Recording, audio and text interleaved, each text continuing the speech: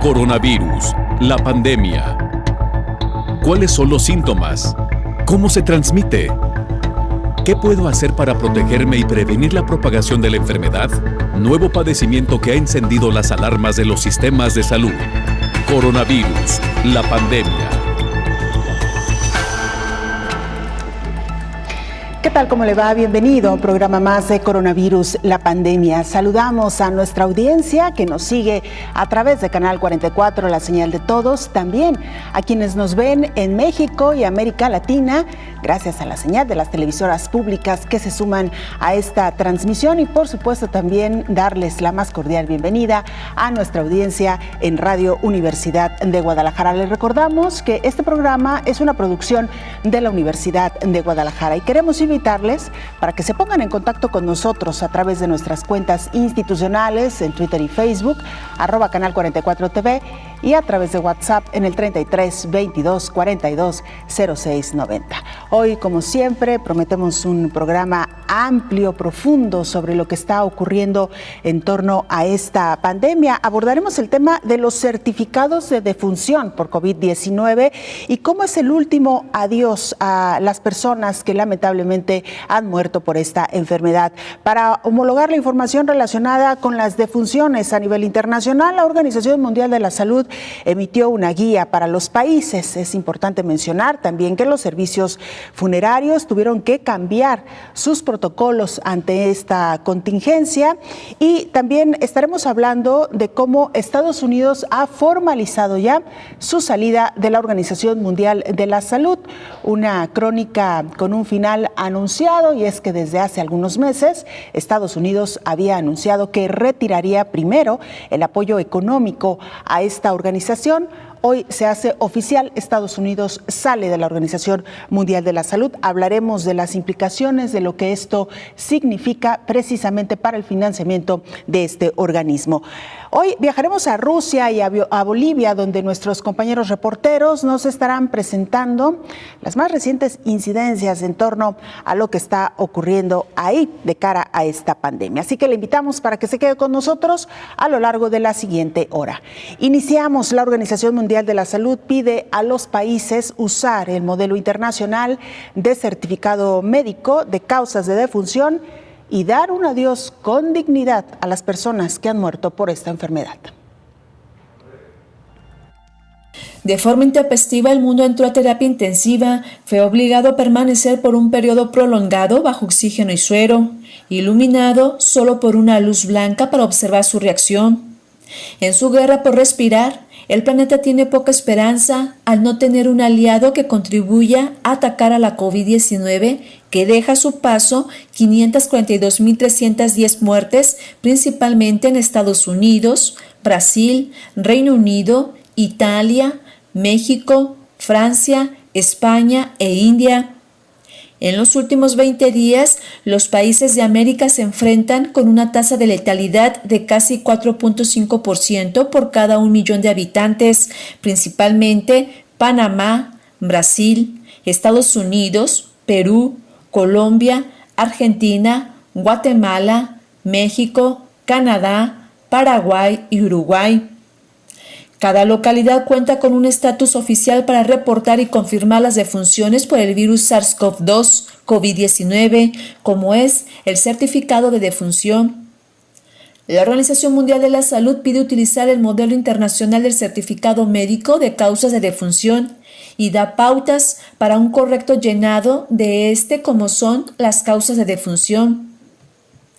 Ante la pandemia COVID-19 y siguiendo las indicaciones de la OMS, cada país diseñó y estableció protocolos para la cremación e inhumación de los cuerpos, respetando y protegiendo la dignidad de los muertos y sus tradiciones culturales y religiosas. Sin embargo, una vez que avanzaba la pandemia COVID-19 en algunos países, además de vestirse de luto, veían complicado dar el último adiós a su ser querido. Ante la falta de recursos económicos para la cremación o un espacio para sepultarlo, se veían en la necesidad de abandonarlos en los camellones, esquinas, a media calle, en las banquetas, escenas desgarradoras que se veían y transmitían en la era mediática. Aunque la mayoría de las personas buscan inhumar a su ser querido y dejar una flor en su tumba, la pandemia COVID-19, al no dejar respirar al mundo, evita dar el último adiós tradicional. Informó Isaura López Villalobos. Gracias, Isaura López.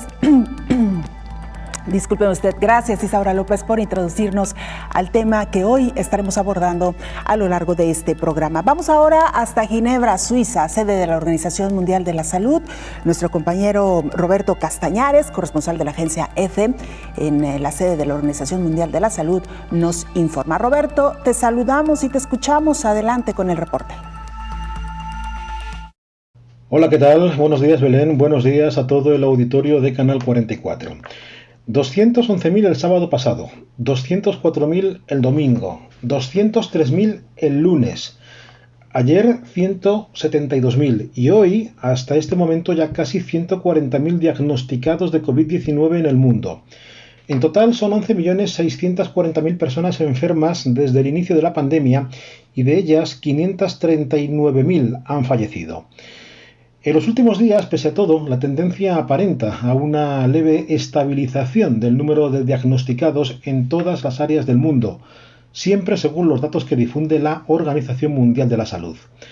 Datos que sitúan ahora a India como tercer país más afectado del mundo tras Estados Unidos y Brasil, y por encima de Rusia, a la que ha superado en las últimas horas. Aún así, la valoración del director general de la OMS, el doctor Tedros Ghebreyesus, es que la pandemia se está acelerando, aunque se ha estabilizado su letalidad. Como ejemplo, destaca que se tardaron 12 semanas, los 3 primeros meses de 2019, para alcanzar 400.000 casos de COVID-19. Y solo el pasado fin de semana ya hubo ese mismo número de nuevos casos en todo el mundo. Tedros atribuye también la reducción de la letalidad, que superó el 5% cuando su epicentro estaba en Europa y ahora se encuentra en el 4,5%, a que algunos países han puesto en práctica acciones para proteger los grupos más vulnerables, como son las personas que están en residencias para mayores y otros centros de cuidados. Sobre las formas de contagio, la Organización Mundial de la Salud no descarta que este virus se transmita por vía aérea, sobre todo en lugares con mucha gente y poco ventilados. No obstante, la evidencia hasta ahora es que el principal medio de transmisión es a través de pequeñas gotas expelidas por los enfermos, por ejemplo al toser o al estornudar. De ahí que mantener la distancia social y utilizar cubrebocas sea muy importante. Algo, esto último de llevar tapabocas, a lo que se ha mostrado muy reticente el presidente de Brasil, Jair Bolsonaro. Sobre su contagio confirmado, la OMS señala que esta realidad simplemente demuestra que nadie ni ningún país es especial y que todos estamos expuestos y somos vulnerables. Reportó desde Europa Roberto Castañares para el programa Coronavirus, la pandemia. Muchas gracias, Roberto, por este reporte muy amplio, muy completo y retomando precisamente lo que responde la Organización Mundial de la Salud a más de 200 científicos quienes hace unos días emitieron o firmaron una carta en la que le pedían a la Organización Mundial de la Salud que revisara lo que había dicho respecto a la propagación del nuevo coronavirus a través del aire, y es que haya sido uno de los riesgos que se había mencionado como muy bajos por parte de la Organización Mundial de la Salud. Después de esta carta, la OMS ha reiterado su postura, sin embargo, dice que va a reconocer esta evidencia emergente de la propagación por aire del coronavirus y que están hablando ya sobre la posibilidad de una transmisión aérea y por aerosol como una de las formas de propagación.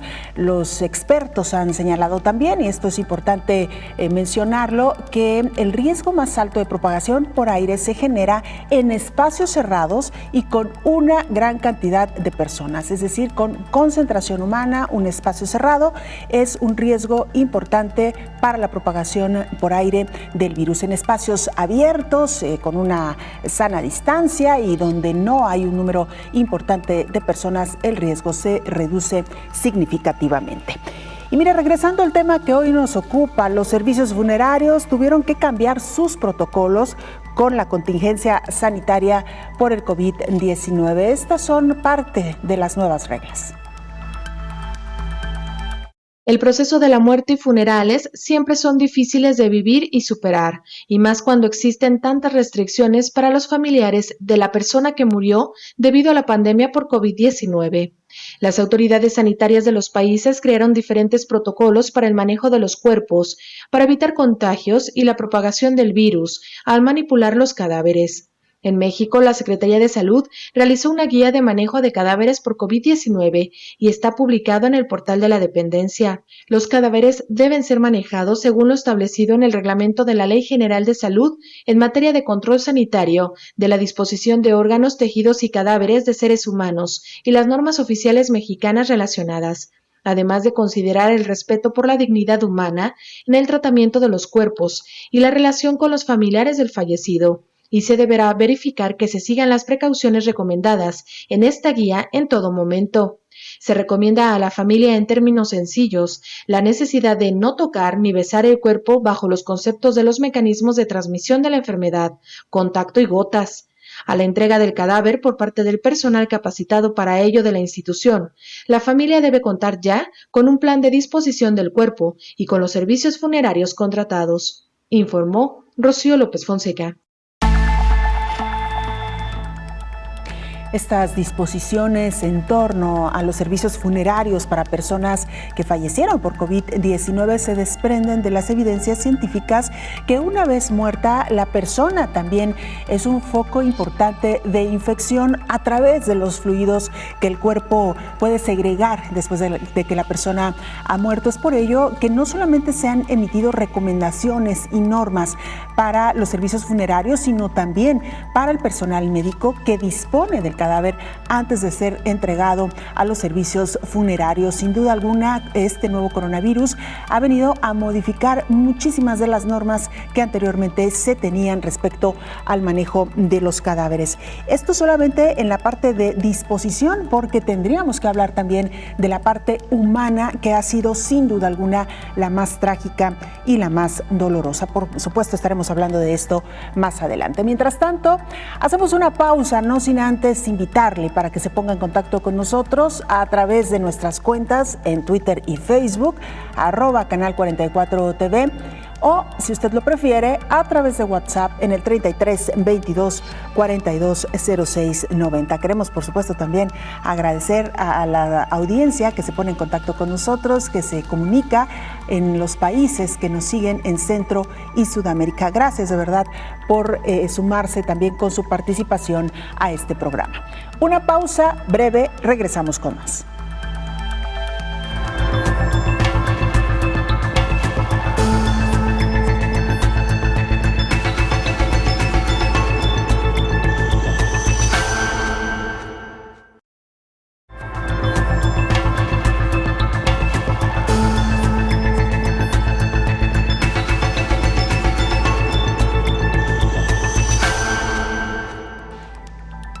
Antes de irnos a la pausa, le hablábamos sobre las nuevas normas y reglamentación en la disposición de cadáveres de personas que han muerto por COVID-19. Ante esta situación, la Organización Mundial de la Salud ha publicado un decálogo, una especie de reglamento para que los países puedan homologar de cierta manera la forma en que se dispone de estos cuerpos. Escuchemos. El certificado médico es una responsabilidad a cargo del personal de salud, quien valida la información contenida en el documento. La Organización Mundial de la Salud recomienda usar el modelo internacional del certificado médico de causas de defunción. El personal indica las afecciones mórbidas que condujeron directamente a la muerte y declara cualquier afección previa que pudo contribuir al deceso. La guía también contiene el intervalo de tiempo entre la muerte y la aparición de cada estado morboso informado. Con base en los criterios de la OMS, la Secretaría de Salud en México emitió su guía, la cual muestra ejemplos de casos seleccionados donde el COVID-19 fue reportado como causa de muerte. Por ejemplo, un hombre de 71 años de edad fue diagnosticado con COVID-19 a su regreso de un viaje a Europa 3 semanas antes. Esta afección le provocó síndrome de distrés respiratorio agudo y posteriormente falla orgánica múltiple.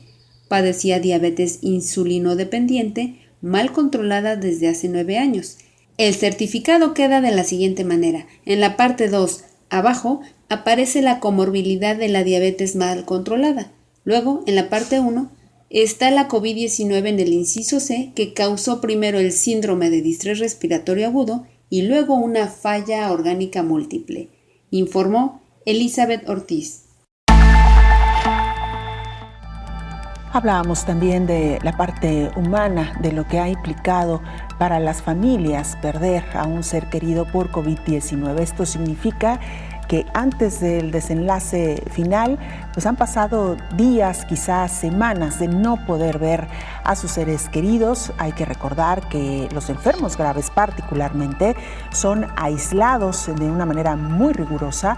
Algunos de ellos tienen que ser sometidos a ventilación y esto también ha provocado que los familiares se preocupen ante lo que está o podría estar pasando o sufriendo su paciente en esos momentos. Una vez que la persona lamentable y tristemente ha fallecido, se les permite en algunos sitios despedirse por apenas un par de minutos a uno o dos familiares, y es lo más que se ha podido conseguir hasta ahora. De ahí, el cuerpo tendrá que ser entregado a los servicios funerarios para su incineración, preferentemente en las siguientes horas. Toda una situación que hoy por hoy mantiene conmovido y por supuesto muy triste al mundo ante esta forma en que se tiene que despedir a las personas que mueren por COVID-19. Es por ello también que unos están enfrentando no solamente la pérdida de un ser querido, sino también la pérdida de la vida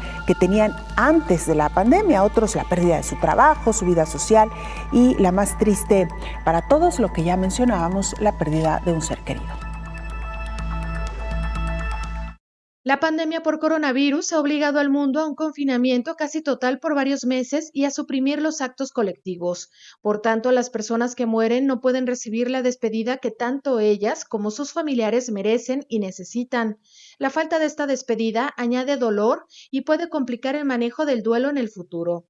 ¿Cómo afrontamos la muerte y el duelo en tiempos de coronavirus? El psicoterapeuta Carlos González Peña explica. Es importante recordar que este tipo de duelos son atípicos por las condiciones en las que se presentan, en las que no es posible hacer un acompañamiento presencial en los últimos días de la persona enferma debido a los protocolos y a las medidas de aislamiento. Y por esta misma razón, cuando la persona fallece, tampoco es posible hacer un cierre de ciclo como se haría de manera cotidiana, es decir, acompañados de muchos familiares, amistades y conocidos. Y esta característica deja en la persona la sensación de que falta un paso importante, es decir, la despedida. Y debido a que las circunstancias son distintas, la elaboración del duelo también será diferente, según la edad del consultante y el tipo de vínculo que tenía con el fallecido. En este proceso se recomienda un abordaje especial para que la persona pueda elaborar mejor la pérdida y acercarse paulatinamente a una aceptación de la misma. El duelo es un proceso adaptativo que se hace para aceptar la pérdida del ser querido y reaprender a vivir en su ausencia. El duelo no es una enfermedad ni un trastorno, es una reacción necesaria para recuperar la normalidad después. Por tanto, en condiciones normales no debería medicalizarse, pero en algunos casos es necesario, además del acompañamiento de especialistas. El psicoterapeuta hace algunas recomendaciones para quienes tienen algún familiar muy enfermo o que ya haya fallecido en estos tiempos de COVID. La primera recomendación es que la persona tenga la posibilidad de ser acompañado emocionalmente, ya sea por familiares o amistades cercanas. Esto, si no es posible hacerlo de manera presencial, se puede hacer a través de llamadas, mensajes o videollamadas. Otra recomendación es establecer un ritual de despedida para su familiar. Puede ser de manera individual a través de algún escrito, fotografías o algún video donde pueda expresar sus emociones y comparte algunos recuerdos con la persona fallecida. Pero también puede ser de manera colectiva a través de alguna videoconferencia con personas cercanas para compartir momentos y sentimientos. También es importante promover el autocuidado a nivel físico y emocional, es decir, que la persona se pueda respaldar en su red de apoyo para que procure su bienestar. Recomienda el especialista en terapia familiar que al no poder superar la pérdida, no se dude en buscar ayuda profesional, informó Rocío López Fonseca. Importantísimo el acompañamiento que deben de tener los familiares ante esta nueva pandemia, los familiares que han perdido, por supuesto, a un ser querido. Vamos a continuar con el tema. Antes queremos abrir un paréntesis para revisar lo que está sucediendo en México. Nuestro país reporta la cifra acumulada de 6,200 niños infectados con COVID-19 y 109 muertes en este grupo de la población. De los 6,212 casos confirmados de niños con COVID en México, 28% tienen de 0 a 5 años. Por otra parte, los pacientes pediátricos con coronavirus de 6 a 11 años representan el 25%. Pero el grupo de 12 a 17 años es el que ha representado el mayor número de casos positivos. Es el 46% de los contagios, de acuerdo con el Sistema Nacional de Protección de Niñas, Niños y Adolescentes. México reportó al 5 de julio 109 muertes en este grupo de la población. Las estimaciones indican que a nivel mundial el 2% de los niños contrae COVID-19. De ese universo, 5.9% podría complicarse y ser hospitalizado. El director del Hospital Psiquiátrico Infantil Juan N. Navarro, Emanuel Sarmiento Hernández, expuso cómo afecta a un niño ingresar a una clínica por COVID. Los niños van a generar muchísimos síntomas psicológicos, depresión, ansiedad de separación, ansiedad, procesos regresivos, conducta agresiva. Van a dificultar inclusive el tratamiento del médico. Estoy hablando de pacientes que no tienen que ser intubados, por supuesto. Por ello, especialistas recomiendan la integración de un cuidador como auxiliar del equipo de salud durante la estancia de un niño con COVID en el hospital. Se ha visto por evidencia científica que a estos niños, a las familias y a las instituciones, incluyendo los trabajadores de salud, les puede ir muy bien, porque el tener ahí a un papá o una mamá no solo calma la ansiedad del niño y le ayuda a llevar mejor un tratamiento y una recuperación, calma la ansiedad de los papás. Aunque es la población afectada en menor medida por la COVID-19, los niños han mostrado alteraciones en la salud mental en la pandemia, informó Elizabeth Ortiz. Otro de los grandes misterios que conforme ha avanzado esta pandemia se ha venido resolviendo. ¿Qué pasa con el nuevo coronavirus cuando ingresa a un organismo de un niño, de un menor? Al principio se pensaba que no provocaba mayores estragos, incluso se llegó a decir casi al principio de la pandemia que este virus no atacaba a la población infantil. Sin embargo, conforme han pasado los meses, esta teoría ha quedado descartada. Sí hay niños, obviamente, que están siendo contagiados por este nuevo coronavirus, afortunadamente, y lo que hasta ahora se tiene como evidencia científica es que lo padecen de forma menos grave que los adultos. Todavía hoy por hoy se está tratando de investigar cuál es el motivo, la causa, por qué los niños presentan síntomas menos graves. Hay que decirlo, no todos. Ha habido casos donde los niños sí registran enfermedad grave y lo que es más triste, lamentablemente, bueno, pues la muerte. En más información nos trasladamos ahora a Bolivia. Marcelo Huanca Dorado, periodista del Deber Radio de Bolivia, nos presenta la actualidad en su país respecto a esta pandemia. Marcelo, te saludamos y te escuchamos. Saludos cordiales amigos desde Santa Cruz de la Sierra. Bolivia ha ingresado en la etapa más difícil de la lucha contra la pandemia. La cantidad de casos oficiales superan ya las 40.000. Y el Ministerio de Salud, a través de la titular, ha anunciado que a fines de agosto podríamos fácilmente llegar a los 130.000. Los lugares de mayor contagio son los mercados, que en los últimos días se ha flexibilizado el acceso a estos centros, por lo que se cree que el número se puede incrementar. Por otro lado, en las principales capitales como La Paz, Santa Cruz y Cochabamba, las actividades comerciales han generado un mayor contagio del COVID-19.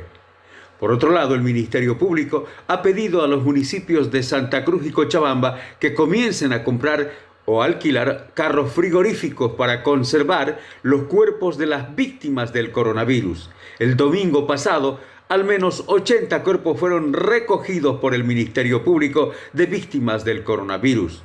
Los municipios de Santa Cruz y Cochabamba aseguran que están colapsados tanto en su capacidad de atención a las personas que llegan a los centros médicos como también en la atención a personas que han fallecido, porque los cementerios también han quedado pequeños, lo mismo que los centros de cremación de restos.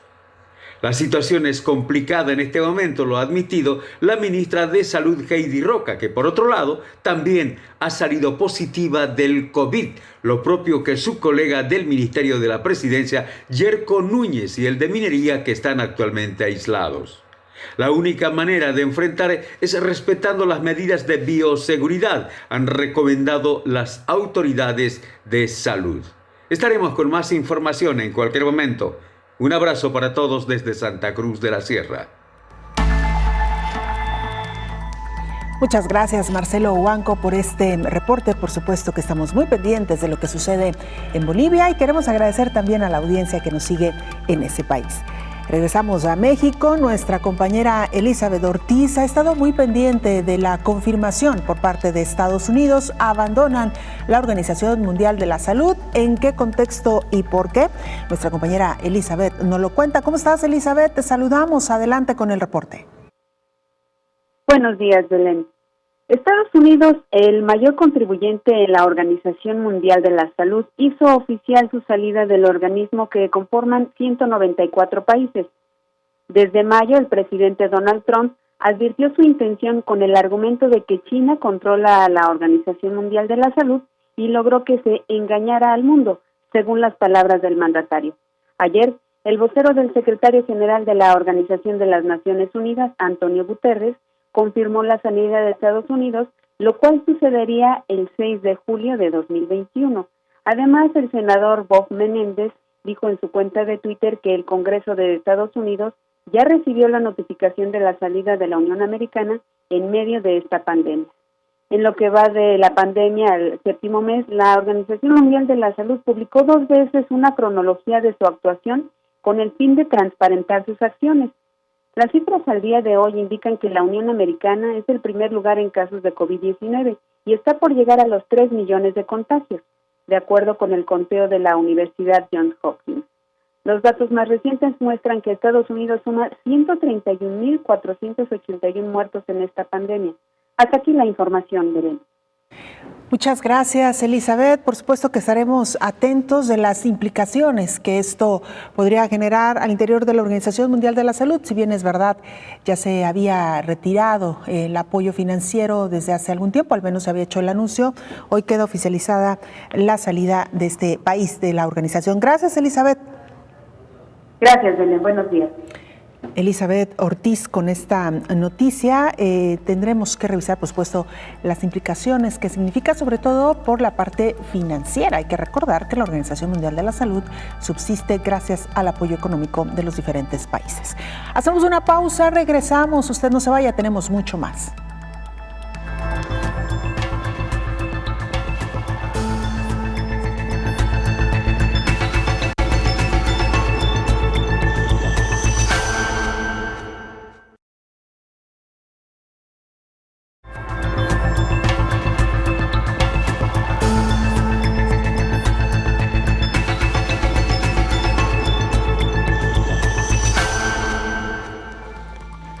Estamos de regreso en este programa especial Coronavirus, la pandemia, invitándole para que se ponga en contacto con nosotros a través de Twitter y Facebook en @canal44tv o en WhatsApp en el 33 22 42 06 90. Vamos a Rusia, ahí se encuentra nuestro compañero Fernando Salcines, corresponsal de la agencia EFE y también colaborador de este espacio. Fernando, cuéntanos qué es lo que está sucediendo en Rusia en materia de combate a este nuevo coronavirus. Te saludamos. Buenos días. Bueno, yo quisiera decir que hoy las autoridades sanitarias confirmaron en Rusia más de 700.000 casos de coronavirus, o sea, exactamente 700.792 casos.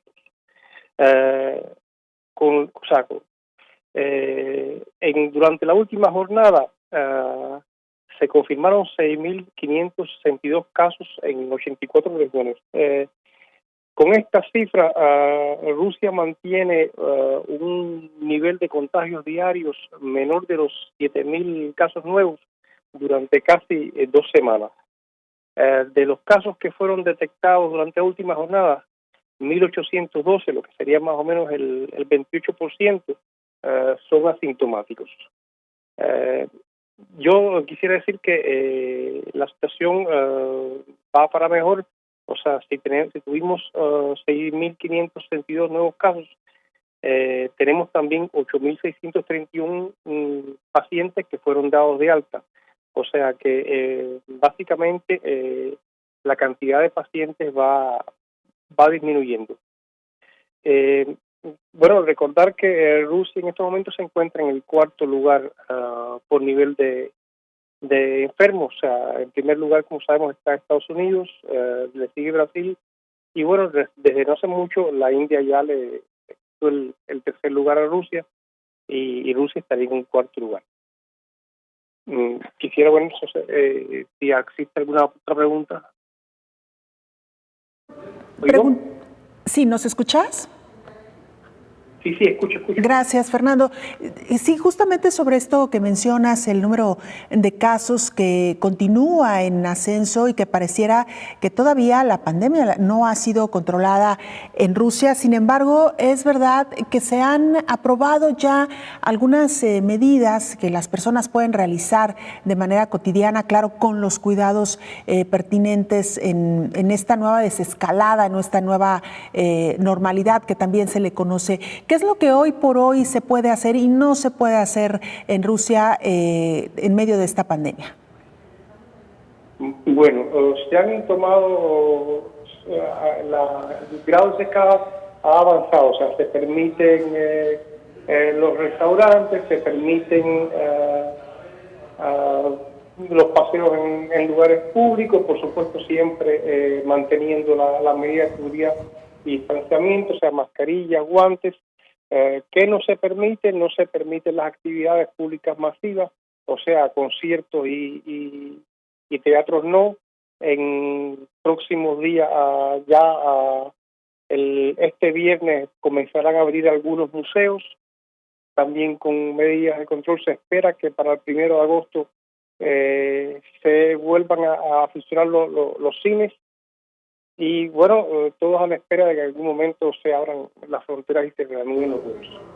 Claro que esto último que mencionas es importante, Fernando, porque hay países que incluso no han cerrado sus fronteras durante la pandemia. Hay otros que sí, es el caso de Rusia, y esta posibilidad de reabrir, por ejemplo, los vuelos internacionales, hasta ahora se ve poco probable. Incluso escuchábamos a algunos funcionarios señalar que esta posibilidad podría trasladarse quizá hasta febrero del próximo año. Dios no lo quiere, ¿no? Realmente en este caso se aplican las medidas de reciprocidad. Europa está abriendo poco a poco a diferentes países, Rusia no está entre ellos, ¿no? A lo mejor si Europa abre, eso pudiera ser dar un empujón a que las autoridades rusas decidieran ser recíprocos en ese sentido, ¿no? Pero bueno, todavía ni se habla de fechas. Así es, Fernando. Como siempre, un gusto charlar contigo. Gracias por este reporte. Seguimos pendientes de lo que acontece en Rusia. Gracias. Es igualmente nuestro compañero Fernando Salcines, corresponsal de la agencia EFE en Rusia y también colaborador de este espacio. Recordábamos cómo Rusia era de los primeros países que reportaba bajos índices de contagio cuando la pandemia ya había avanzado de manera importante en algunos países de Europa. Parecía que mantenían el control, sin embargo, pues los números se han disparado y hoy por hoy guardan una situación crítica. Vamos de nueva cuenta a la línea telefónica. Ahí se encuentra nuestra compañera Rocío López Fonseca, dando seguimiento a este tema que causó de nueva cuenta controversia, encendió de nueva cuenta las alarmas, la transmisión vía aérea del nuevo coronavirus, luego de que un grupo de científicos firmara una carta presentando esta evidencia y le pidiera a la Organización Mundial de la Salud que también hiciera esta recomendación de cuidados para quienes están en los espacios públicos. Rocío, cuéntanos qué es lo último, te escuchamos. Gracias, ¿cómo están? Buenos días. Efectivamente, y es que esta información acaba de surgir hace unas horas en la Organización Mundial de la Salud, y aunque la evidencia aún no es definitiva, es posible que la COVID-19 se transmita por el aire en lugares cerrados, abarrotados y con poca ventilación. Así lo admitió la Organización Mundial de la Salud, muy semejante la situación también con lo que ocurre con otras enfermedades. Sabemos que, por ejemplo, también la influenza y otros virus y bacterias pues permanecen suspendidos, y sobre todo en lugares muy concurridos en donde justamente estos aerosoles al momento de hablar, de estornudar, de toser, pues nos pueden llegar de una manera más rápida y fácil. Los expertos del organismo respondieron así a una carta publicada por más de 200 científicos que afirman que el SARS-CoV-2 queda suspendido en el aire y se puede propagar más lejos e infectar cuando una persona respira. Así pues lo dio a conocer la coordinadora de prevención de infecciones de la OMS, Benedetta Allegranzi. Ella aseguró que han colaborado con los científicos que firmaron esta carta abierta, se están estudiando. Ellos aseguran que no están cerrándose a ninguna evidencias actuales, a ninguna evidencias que van surgiendo. Hay que recordar que apenas hace unos días se acaba de pues conmemorar, podríamos decirlo así, los 6 meses desde que la OMS dijo que este virus era pandémico. Reiteró también esta especialista, esta directora, coordinadora de prevención de infecciones de la OMS, reiteró que es necesario confirmar esta afirmación y, de ser así, explicar cuánta es la dosis del virus que es necesaria para contagiarse. Esto dijo que es muy importante reiterarlo, esto es muy importante demostrarlo para poder pues dar justamente estos parámetros a los gobiernos, a las naciones. Recordó que la mayor posibilidad de contagio por COVID-19 son estas gotitas de saliva, insistimos, o aerosoles cuando hablamos, estornudamos o tosemos.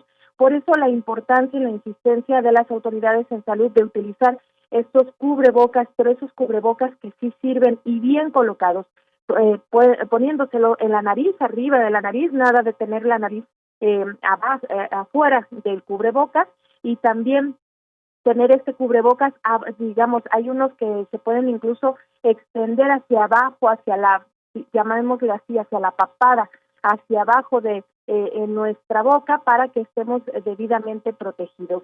Los especialistas de la OMS adelantaron que en breve se va a publicar un resumen científico sobre todas las posibilidades que se estudian al respecto y que están colaborando con médicos, científicos, químicos y matemáticos para consolidar estas nuevas evidencias, para darle fondo a estas nuevas evidencias y cada vez ir notificando sobre esto a las diferentes naciones. Y pues también mencionó justamente el contagio del presidente de Brasil, Jair Bolsonaro, en el que, bueno, pues incluso hasta le desearon una pronta recuperación. Sin embargo, pues vemos que sigue minimizando esta enfermedad. Incluso también se mencionaba que el presidente en una rueda de prensa, el presidente de Brasil se había quitado la mascarilla cuando estaba en una rueda de prensa, y hasta los mismos periodistas estaban considerando denunciar al presidente por esta acción, porque sabiendo que ya tenía COVID-19, ¿cómo era posible que se había quitado esta mascarilla? Pero bueno, esto ya, por supuesto, lo estaremos viendo próximamente.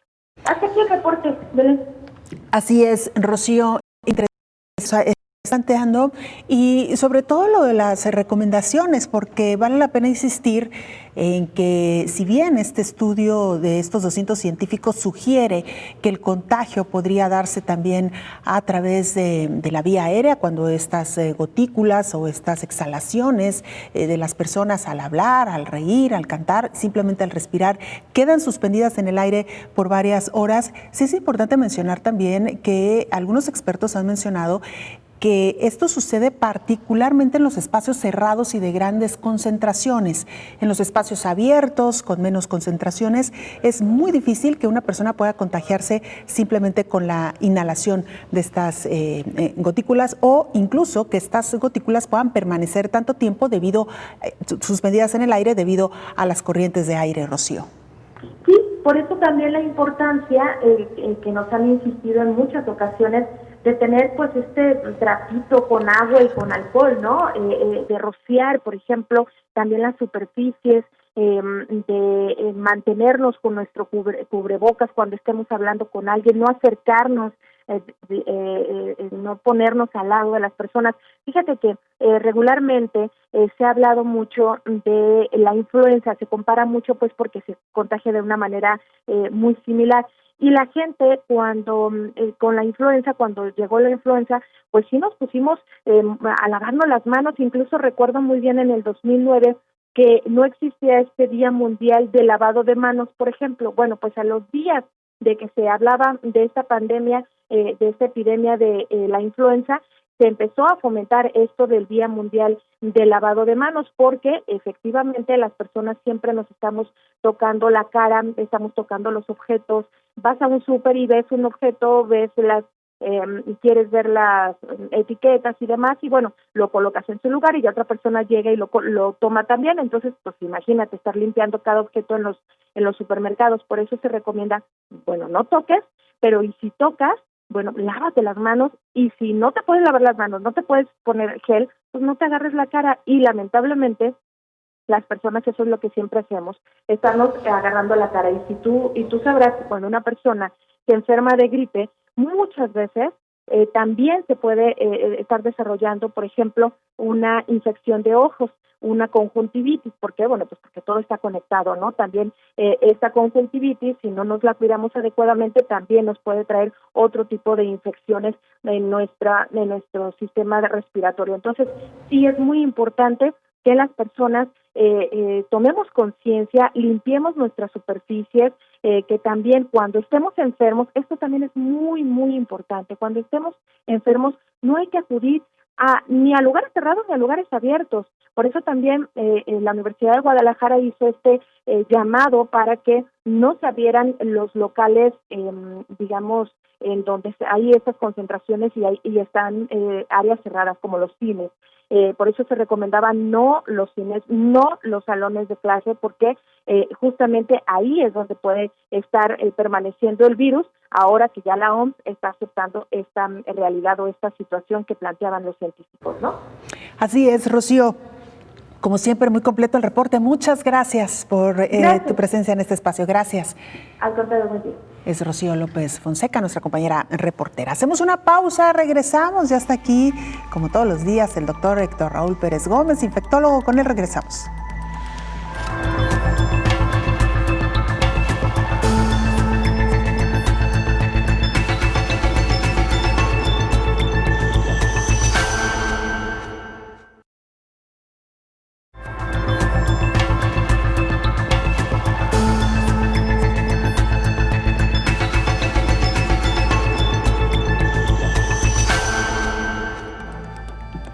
Como todos los días, la presencia en este espacio del doctor Héctor Raúl Pérez Gómez, infectólogo. Doctor, un gusto. Qué gusto saludarte, Belén. Muchas gracias. Igualmente, doctor. Hoy estamos hablando de los certificados de defunción para las personas que mueren por COVID-19. Sabemos que en medio de esta pandemia se han cambiado muchos protocolos, se han dispuesto de nuevas normas. ¿Qué ha sucedido en el caso de los certificados, doctor? Y si pudiéramos hablar un poquito de qué sucede un poco detrás, porque finalmente quienes hemos perdido un ser querido sabemos de estos certificados una vez que se nos entrega, pero poco sabemos de lo que sucede, digamos, en el procedimiento previo, doctor. Sí, por supuesto. Existen escenarios en la atención clínica en los que tú tienes un diagnóstico definitivo, comprobado, y cuando así ocurre, eso hace más fácil el llenado de un certificado de defunción. El problema es aquellas situaciones en donde tú tienes a un paciente con un diagnóstico probable, con un diagnóstico presuntivo.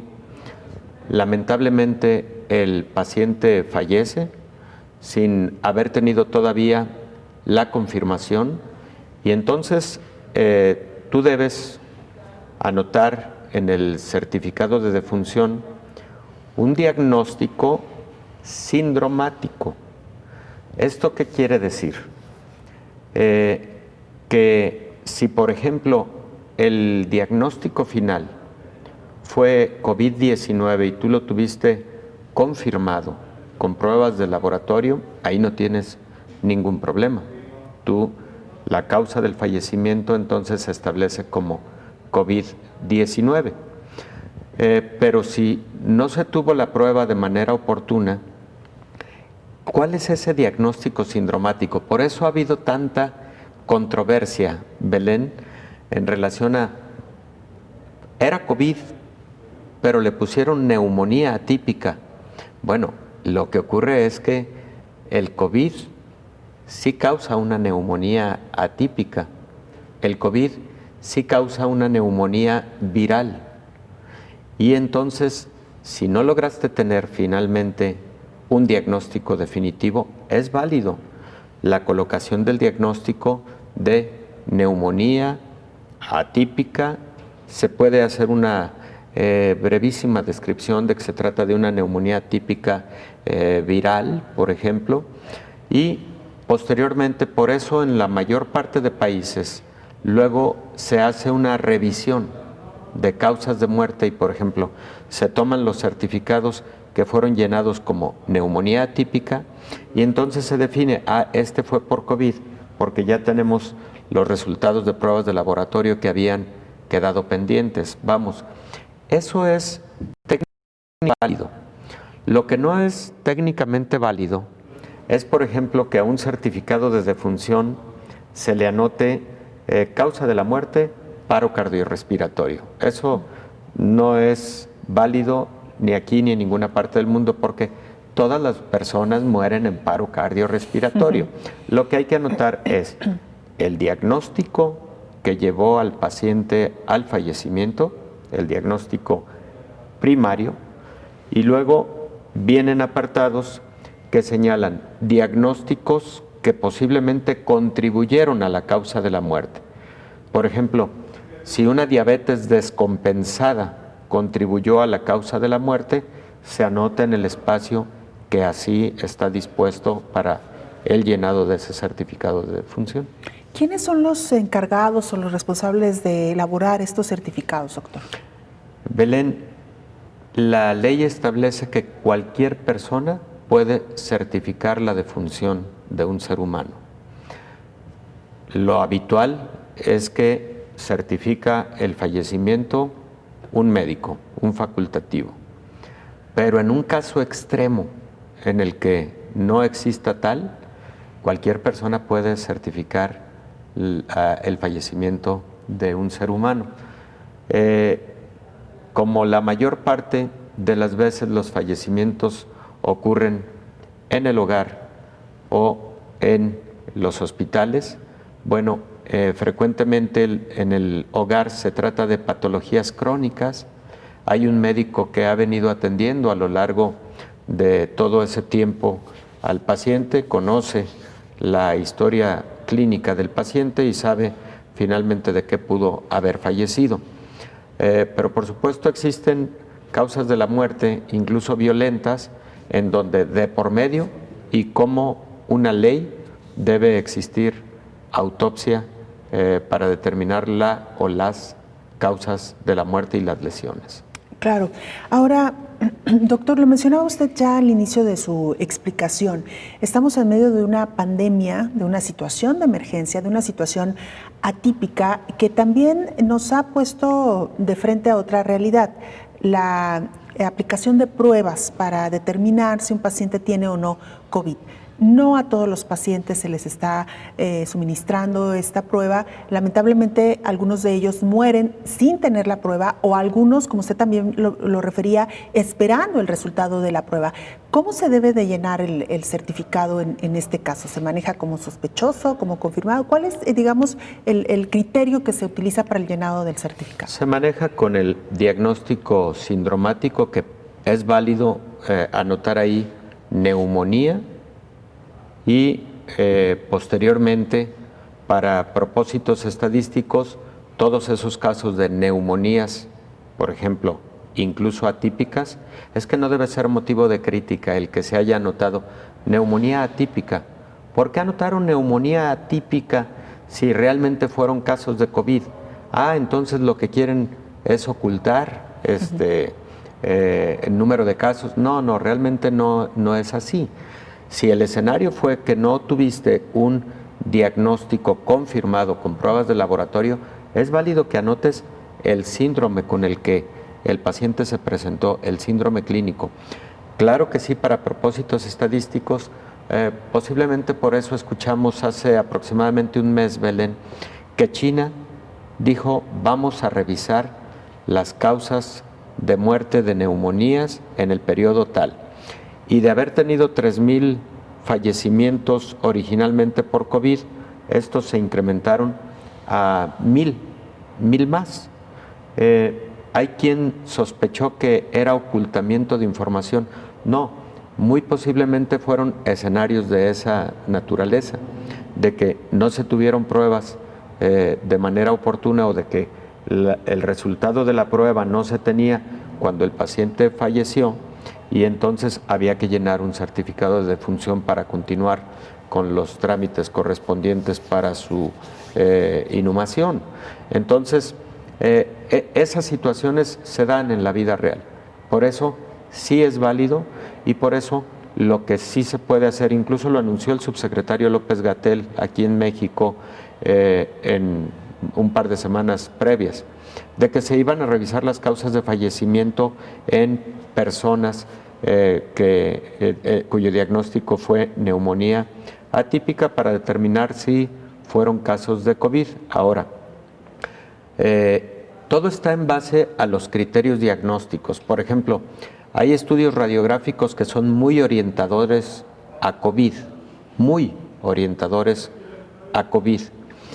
pero en la actualidad, para decir diagnóstico definitivo de COVID, necesitas una prueba de PCR confirmatoria, y por ese motivo, aún con esos hallazgos radiográficos o tomográficos altamente orientadores de COVID, frecuentemente te quedas solo hasta el punto del diagnóstico de una neumonía atípica, y te quedas frecuentemente con la necesidad de esperar un resultado de prueba para poder decir finalmente: este fue un diagnóstico de COVID.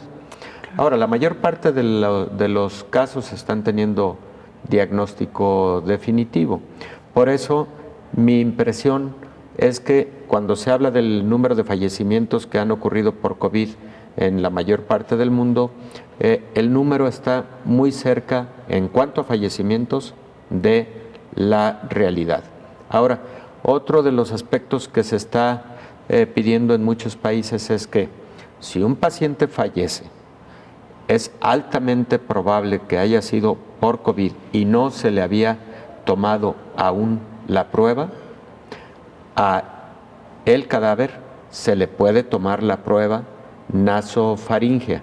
Todavía el virus puede permanecer en la vía respiratoria durante un periodo de tiempo que permite entonces tener finalmente una prueba confirmatoria. Que finalmente, doctor, me da la impresión que este procedimiento se realizaría ya más con fines estadísticos que con cualquier otro fin, ¿no? Ya ni siquiera, porque ya no hay posibilidad de tratamiento, ya no hay posibilidad de nada. Sí, es con propósitos estadísticos, pero al mismo tiempo propósitos epidemiológicos. Claro. ¿Verdad? O sea, las estadísticas en una epidemia, en una pandemia, son básicas para la toma de decisiones adicionales. Entonces, tú dices perfectamente bien, el paciente lamentablemente ha fallecido, pero tenemos posibilidad de tomar la prueba en sus vías respiratorias, nasofaríngeas, hay que hacerlo. Digo, porque no han sido pocos los escenarios que hemos visto en diferentes países de personas que hasta en la vía pública han fallecido. Exacto. Buscando la atención.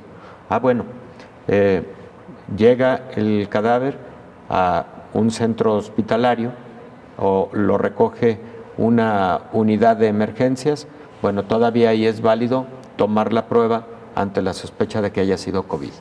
Doctor, nos queda apenas un minuto para despedir, pero justo esto que usted mencionaba, ¿hay ya, digamos, una homologación en cuanto a la expedición de certificados en el mundo o cada país sigue teniendo sus propios protocolos? Bueno, en general ha habido una homologación a lo largo de los años. México tiene su propia Ley General de Salud y tiene establecidos los protocolos para el adecuado llenado del certificado de defunción. Pero casi es concordante, diría, con la mayor parte de los certificados en el mundo, porque, por ejemplo, la mayor parte de países pertenecientes a la Organización Mundial de la Salud lo han homogeneizado con el propósito de que cuando se habla de estadísticas mundiales, pues entonces se tenga esa manera de armonizar el tipo de diagnósticos con los que está lidiando la humanidad epidemiológicamente hablando. Doctor, como siempre, un gusto charlar con usted. Pues tuvimos una charla muy corta hoy, Belén, pero hombre. Muy sustanciosa, doctor. Bueno, ¿no? Tuvimos un bloque completo para nosotros. Muchas gracias. Gracias, como siempre. Gracias. Nosotros nos despedimos. Gracias por habernos acompañado. Le invitamos a la siguiente emisión de Coronavirus, la pandemia. Hasta entonces. Coronavirus, la pandemia.